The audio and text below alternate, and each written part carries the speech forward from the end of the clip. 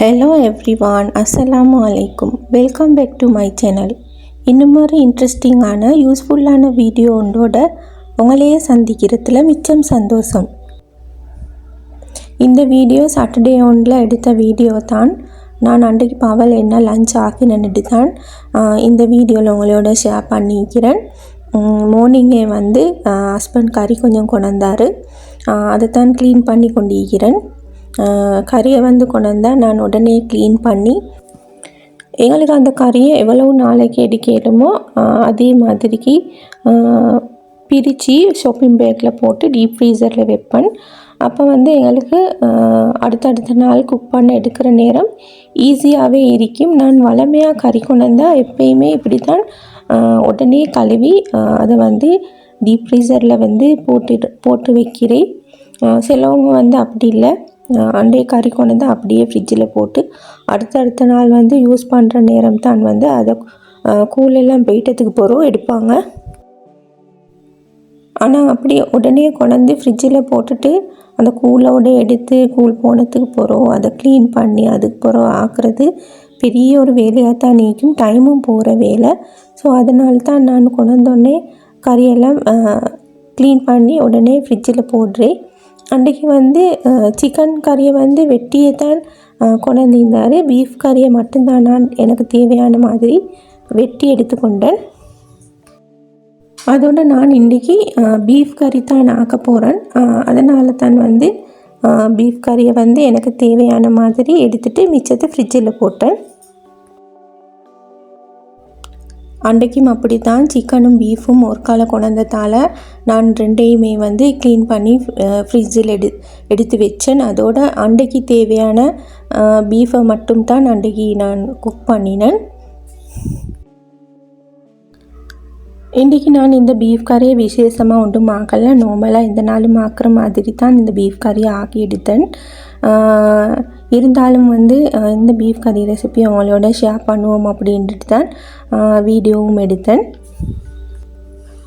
நான் அன்றைக்கு தேவையான பீஃப் கறி ஆக்கிறதுக்கு எனக்கு தேவையான மாதிரி பீஃபை எடுத்துகிட்டு அதில் கொச்சிக்கத்தூள், மஞ்சத்தூள், மசாலாத்தூள், மிளகுத்தூள், கொஞ்சமாக சீரகத்தூள், இந்த பீஃப் கறிக்கு தேவையான உப்பையும் போட்டு கொஞ்சம் மெரினேட் பண்ணி வச்சேன். அப்போ வந்து அந்த பீஃபில் வந்து நல்ல அதில் உப்பு காரம் எல்லாம் பிடிச்சிக்கும்.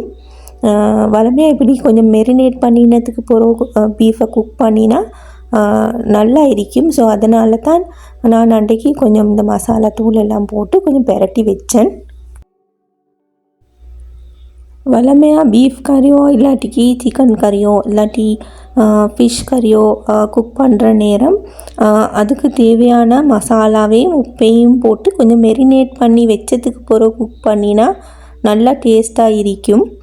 நீங்களும் கொஞ்சம் அது மாதிரி குக் பண்ணுற நேரம் ட்ரை பண்ணி பாருங்கள்.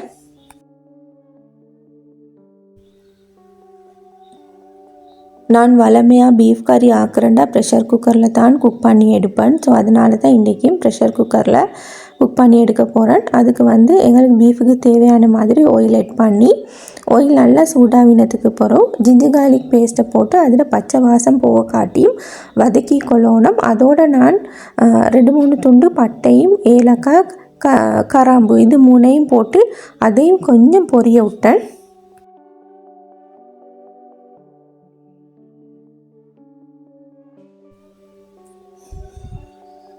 அதோட ஜிஞ்சர் கார்லிக்கிட்ட பச்சை வாசம் போனதுக்கு பிறகு தக்காளிக்காய், வெங்காயம், பச்சை குச்சிக்காய், ரொம்ப கருவேப்பிலை இதெல்லாம் போட்டு நல்லா இந்த எண்ணெயிலேயே வதக்கி கொள்ளணும்.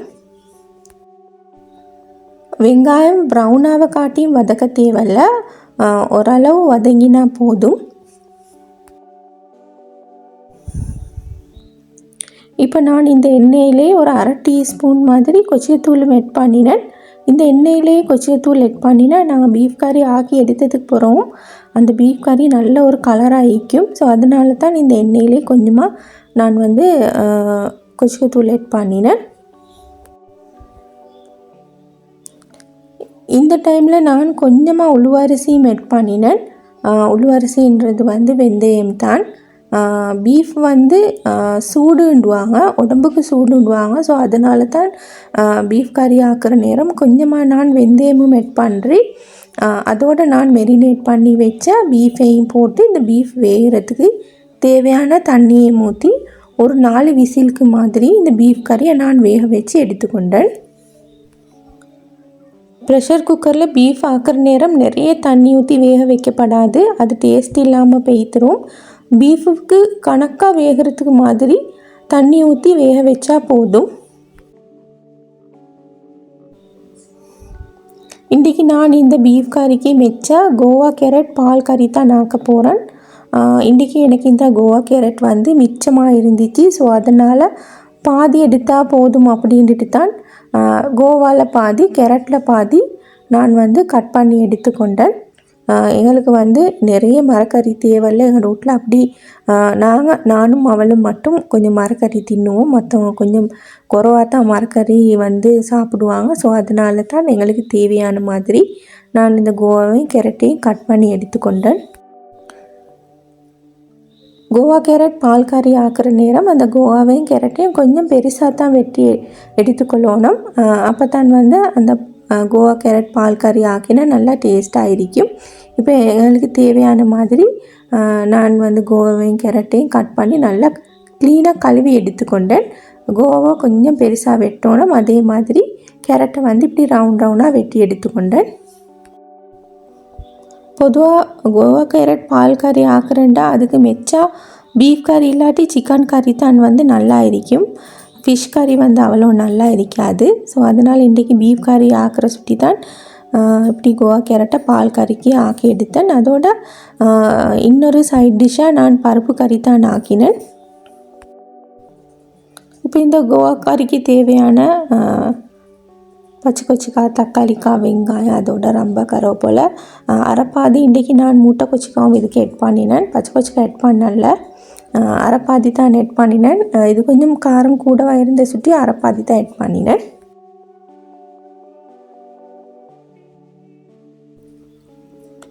இப்போ இந்த கோவா கறி ஆக்குறதுக்கு ஒரு சட்டியில் கொஞ்சமாக எண்ணெய் ஊற்றி நான் கோவாவில் வெட்டி வச்ச வெள்ளைப்பூடு, வெங்காயம், அதோட ரொம்ப ஒரு துண்டு கருவேப்பிலை கொஞ்சம் இதையும் போட்டு கொஞ்சம் பொரிய விட்டேன். அப்போ இந்த கோவா கறி நல்லா வாசமாக டேஸ்ட்டாக இருக்கும். நான் எட் பண்ணின வெங்காயம் வெள்ளைப்பூடெல்லாம் கலர் சேஞ்ச் ஆகி வரணும்ன்ற அவசியம் இல்லை. கொஞ்சம் வதங்கினத்துக்கு பிறகு நான் கட் பண்ணி வச்ச கோவா கேரட்டையும் இதில் எட் பண்ணி கொண்டேன்.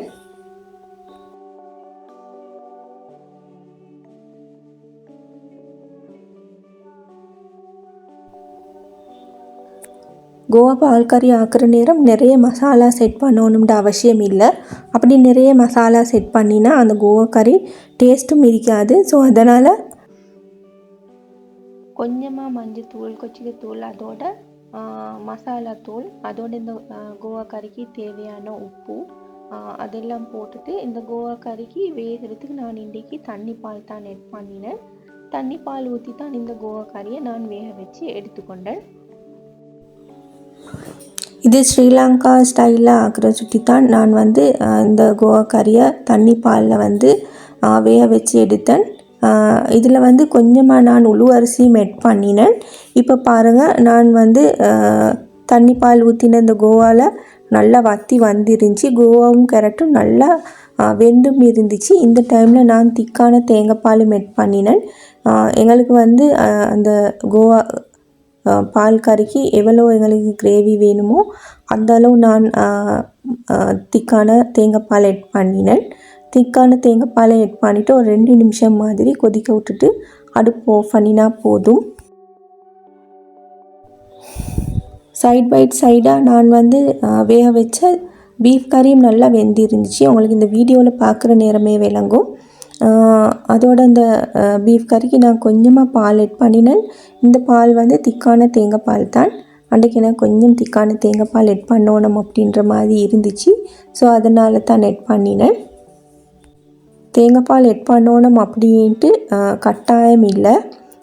தேங்காய் பால் எட் பண்ணாமையும் பீஃப் கறி வந்து குக் பண்ணி எடுத்துக்கொள்ளிலும். இப்போ இந்த பீஃப் கறி தேங்காய் பால் ஊற்றினதுக்கு அப்புறம் நல்லா கொதிச்சு வந்து இருந்துச்சு.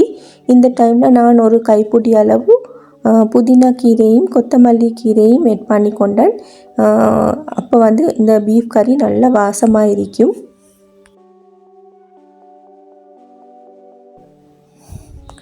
நான் ஏற்கனவே குக் பண்ண வரும்போதே வந்து பருப்பு வந்து எனக்கு தேவையான மாதிரி ஊற வச்சு எடுத்துக்கொண்டேன். அப்போ எனக்கு பருப்பு கறி ஆக்குற நேரம் லேசாக இருக்கும். இப்போ பருப்பை நல்லா கழுவிட்டு இந்த பருப்பில் வெங்காயம், வெள்ளைப்பூடு, பச்சை கொச்சிக்காய் அந்த மாதிரி கொஞ்சம் தண்ணி பால் ஊற்றி மஞ்சத்தூளும் கொச்சித்தூளும் போட்டு இந்த பருப்பு கறியை நல்லா வேக வச்சு எடுத்துக்கொண்டேன். முதவே வந்து நான் இந்த பருப்பு கறிக்கு உப்பு எட் பண்ணலை. மிச்சம் பேர் சொல்லுவாங்க பருப்பு வேக வைக்கிற நேரம் உப்பு எட் பண்ணப்படாதுன்ட்டு. ஏன்னா அந்த பருப்பு வந்து வேகாதுன்ட்டுவாங்க. ஸோ அதனால தான் நான் பருப்பெல்லாம் வெந்து வந்ததுக்கு பிறகு தான் பருப்பு கறிக்கு பொதுவாக உப்பு எட் பண்ணுவேன். இந்த டைமில் நான் கொஞ்சமாக உளுவரிசியும் எட் பண்ணி கொண்டேன். இப்போ பருப்புக்கு தேவையான மாதிரி வேகிறதுக்கு தண்ணியும் ஊற்றி இப்போ இந்த தண்ணியிலே தான் நான் இந்த பருப்பை வேக வச்சு எடுத்துக்கொண்டேன்.